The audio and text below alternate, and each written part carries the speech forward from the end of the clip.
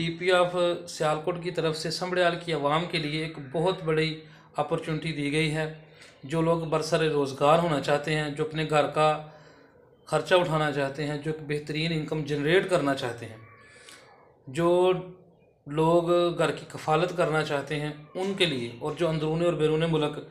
Driving करना चाहते हैं उनके लिए ये मौका है। कोई 30 या 40 हज़ार नहीं, सिर्फ 3,000 रुपये में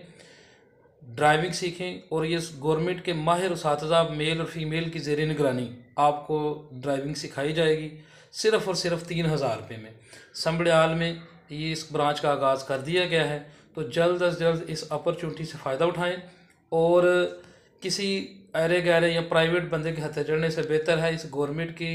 इस सहूलत का फ़ायदा उठाकर आप ड्राइविंग सीखें और बेहतरीन किस्म का रोज़गार कमाएं, सिर्फ़ और सिर्फ 3,000 रुपये में। पुराना TMA का जो दफ्तर है, जिसको पुराना कमेटी